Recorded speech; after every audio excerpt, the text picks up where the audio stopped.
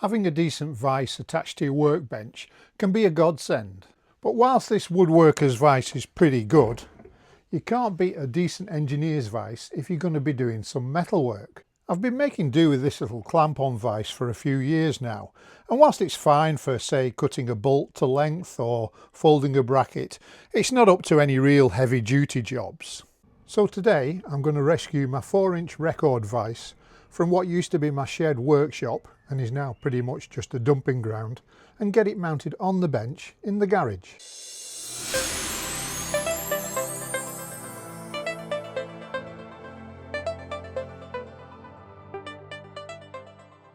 So I'm hoping I can get to these nuts without having to take the runner off. That one was a little bit loose.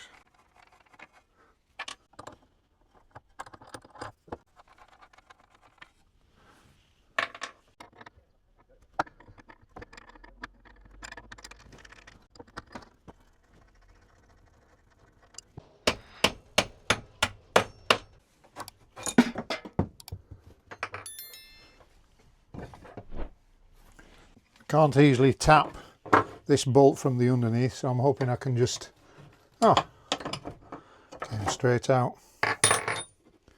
There are 3 things in my mind to consider when determining where to mount your vise, and they come down to 3 S's: space, structure and support. So space, self-explanatory. Have you got enough workspace? Are you cutting large pieces of angle or bar, or are you just working on smaller pieces? And that will determine how much workspace you'd ideally like. The second is structure. What's the structure of your workbench? Is it like this, made from 18mm ply, got a bit of a hardboard cover on it, or is it something more substantial, say solid wood, or is it something less substantial? And the third one, support. When you've got a hammer, let's take this one, and you're battering 3 shades of hell out of something, if you've not got good support, that vise is going to be vibrating on your workbench like nobody's business. So ideally I'd like to mount the vise somewhere in this area. So this gives me approximately 5 feet towards the window space and 5 feet towards the chop saw. And it's also got a reasonable amount of space around it. I probably could do with tidying up a bit, but generally speaking I think that's a good location. In terms of the structure, as I mentioned before, I've got 18mm ply with a hardboard face on the top, but underneath I've got a fairly beefy 4x2 or 3x2 set of timber that forms a framework underneath the whole bench. So there's a lot of support to that 18mm ply. But I'll come back to a point when we talk about bolting it down. And then finally, underneath the vise, I've got a support leg that goes down to the floor. So as I said before, if you're hitting something, that's going to take all the shock impact down to the floor.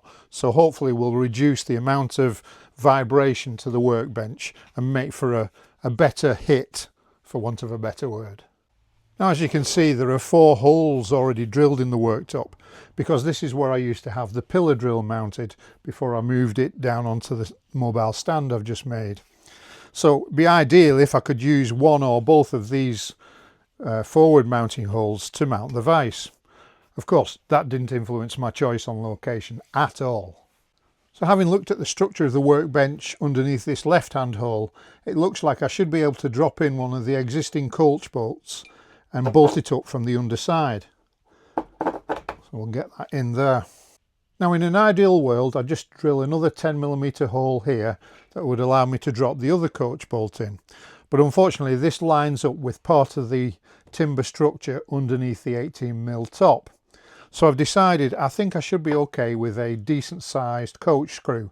I could try and get a really long coach bolt that would go all the way through, and I may have to resort to that, but for now I think I'm going to get away with a decent sized coach screw. Now, going back to the point about structure, rather than tightening up a couple of nuts just straight on the underside of the plywood worktop, I like to put a load spreader in. So I've actually got a block here. I think it's 2x2 planed all round. It was actually what I was using in the shed, but luckily it actually fits here. So It's got a 10mm hole drilled through it, and if I can get it lined up, it should fit on like so, and that will act to spread the load over a wider area. There's a washer here as well, so that also spreads the load. So spin on the first nut, hopefully you can see. So that spreads the load over a much wider area. Now 2x2 planed all round isn't compulsory. If you've got some pieces of plywood that you could stack together, some other timber, and offcut some from something, that'd equally do. It just spreads the load a bit more evenly onto the plywood surface in my case. Now if you're bolting straight through a hefty 3x2, you probably don't need that, but I like to be on the safe side, so I'll just put the first one in there. Haven't fully tightened it up yet, and we'll put the lock nut on when we've done that.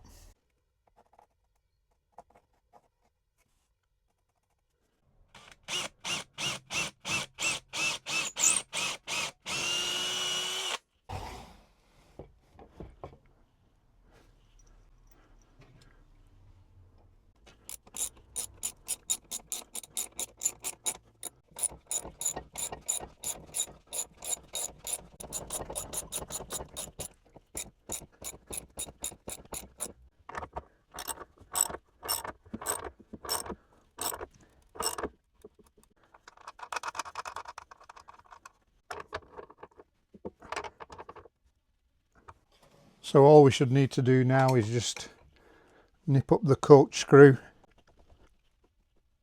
I think that's plenty tight enough. As I say, if it's not up to the job, then I can always drill it all the way through and get a much longer coach bolt to go through, but I think that should be pretty good. Well, a straightforward enough job really when you think about it.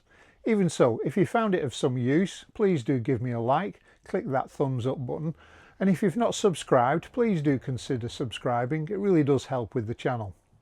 Right, I think I'll call this one done. Hopefully I'll see you on the next one. Need to put him away in a cupboard, and cheers. See you next time.